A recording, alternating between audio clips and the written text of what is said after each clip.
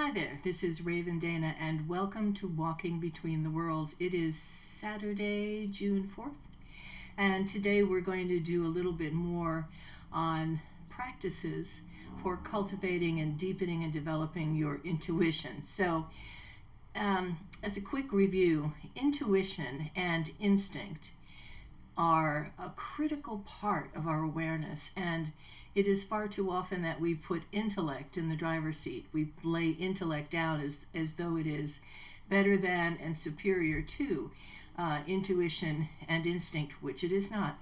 Real intelligence is when those two dance well together, when intuition and intellect are partners in how we navigate reality. Then we have the best of both worlds. We're able to notice things, and then we're able to look at and perhaps analyze and decode what it is we're noticing, or to act on that which we notice. But if we're not good at noticing, or if we dismiss our instinct and our intuition, then we end up living in our minds and making big mistakes, talking ourselves into and out of things that are not necessarily in our best interest. On the most basic level, instinct and intuition will bring us information and insight and awareness in all parts of our lives and give us a deeper understanding of how we're relating and how others and the world is relating to us. So there's a lot there that we miss if we live in our heads trying to assess the meaning or believing the stuff our minds are telling us. Can't believe everything your mind tells you. Because again, we can talk ourselves into or out of anything.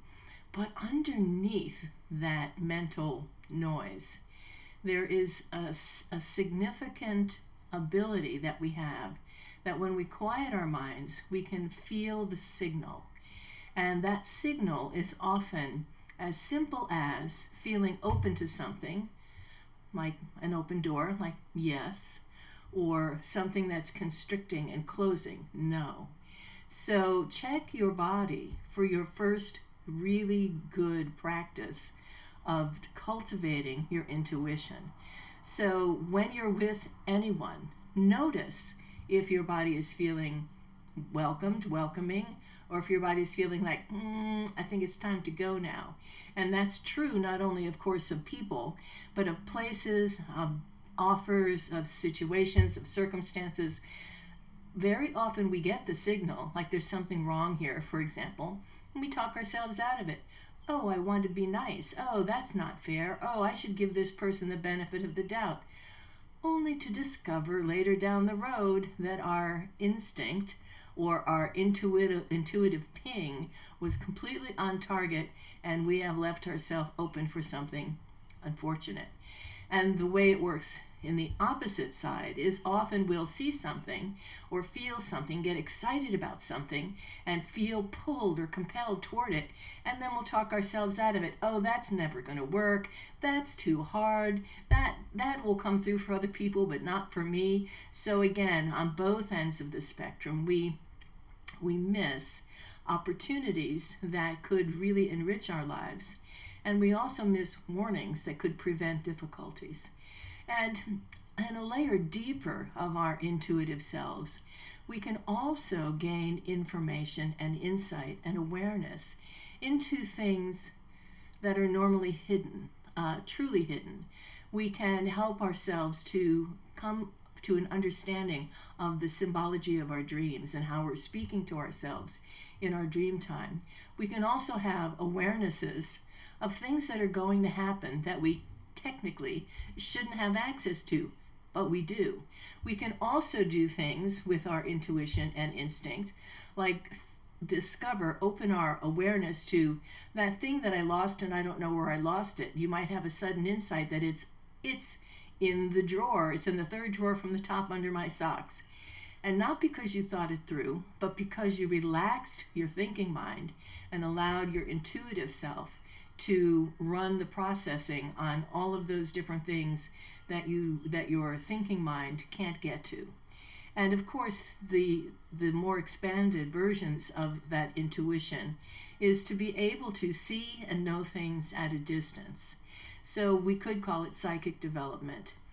There are different ways to look at it, and there are different practices. For example, remote viewing, CRV, controlled remote viewing, is one set of practices that helps the average person to get in touch with that power of the unconscious, the subconscious mind, to know things at a distance. So this isn't fiction, and it isn't reserved for people who have the talent. This is something that can be taught to anyone, because we all have the skill. We just don't know how to access it or how to use it properly. So again, there are classes, and I could certainly refer you to some excellent classes on CRV if that's something that you would like. And you can still play with the ideas for your own skill, for your own development. So we're going to look at that today as well. Okay, so one of the things that I encourage you to do to develop your intuition is to report to the people in your life when you have those little intuitions, when you have that strange little feeling in the back of your mind, like, tell so-and-so not to go to that party. You may not know why, but go ahead and report to them, I feel something about you being at that, I feel something unpleasant about that party for you, and I don't know what it is, so be careful or watch your back, or if you feel at the last minute like not going, don't make yourself go, right? So lean into those little insights that you have and speak them into the world and see what shows up for you. You will notice, if you get feedback, that most of the time those little memos have more than a grain of truth in them. They have quite a bit of truth in them, as long as you're not working too hard at interpreting the information, right? So whatever you feel or whatever you get, don't run it through your brain and try to figure it out. Report it as you get it.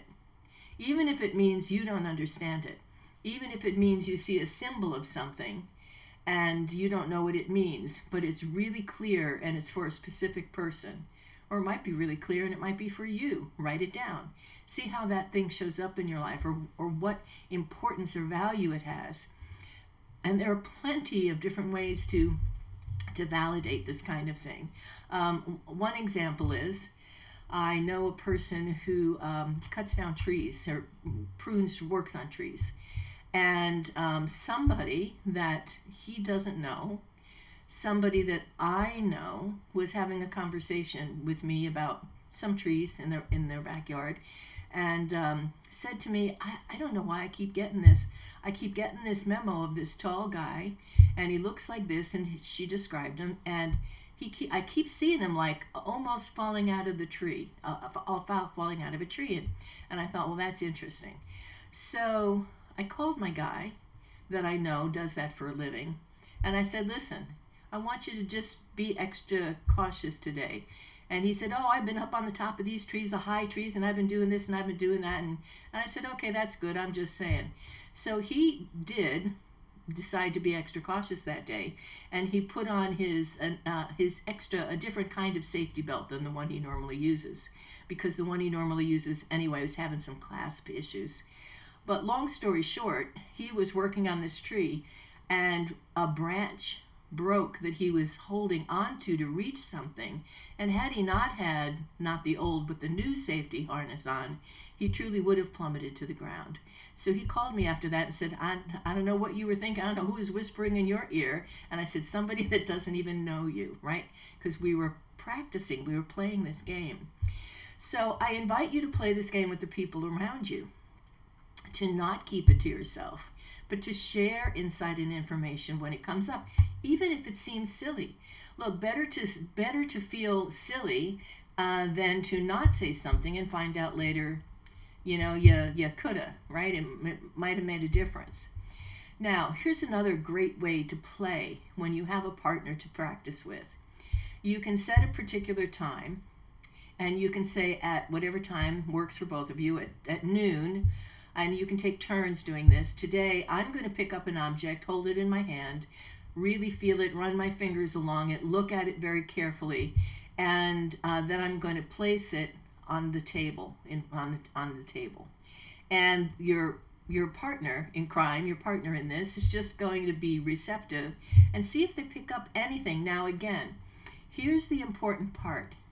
If you're the one receiving the information, don't try to figure out what it is. This is a mistake.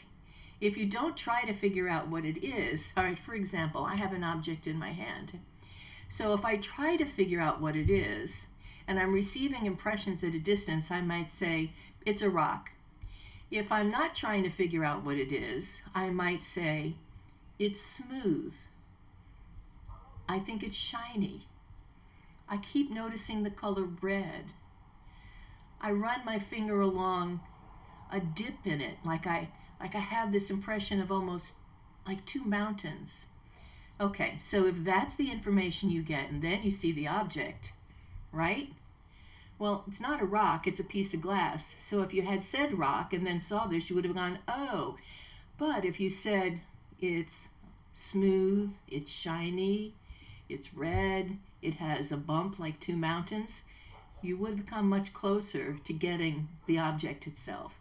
So it's hard at first to keep your mind out of the way. It's going to want to take what you're getting and turn it into something concrete. Don't do it. Just report, right? Just report what you're getting, or write it down, and then say to the person you're playing with, okay, take a photograph and send it to me. Now that we all have phones to take pictures, this is a great and easy way to practice the intuition game, especially seeing at a distance. And I have played this game with others quite extensively. And not only is it fun, but boy, when people get good at this and they're really getting the image and they're really getting what it feels like, where the ridges are, it's fun. It's very exciting when you start to actually get what's there. So play that game. It's a great thing to do. Now, here's another version of that game. And I used to, many years ago, when I was in my 20s, I used to play this game with actually a college professor friend of mine. So at a distance, again, I was at the time in, where was I? I was in Colorado. He was in New York. Okay. So what we would do is once a week, and not even at the same time. We would just call each other to check in. But once a week on Saturday morning, at some point on Saturday morning, we would take turns, one or the other of us would go somewhere. And we'd just really, very slowly and clearly spend about 15 or 20 minutes looking, hearing, feeling the environment we were in. It was always a place. And then when we talked later in the day, the receiving person would describe that place. And again, not to try to figure out where you are, but to describe the ambiance, or, well, I feel hemmed in. I feel something brick-like. I feel like I can run my fingers down something hard and warm to the touch. And I can feel something hard as if I'm sitting on a bench. And I can feel the air is really, really warm here. Okay, so those are a lot of components. And that particular day, that person was sitting on a brick wall outside in the sun. Okay, pretty good. So my point is, you will be surprised at how much you pick up when you just play the game in an open-ended, open-minded way. And it's something that you can, do with a friend. That's a lot of fun. And remember that the intuitive part of us doesn't get stuck in time.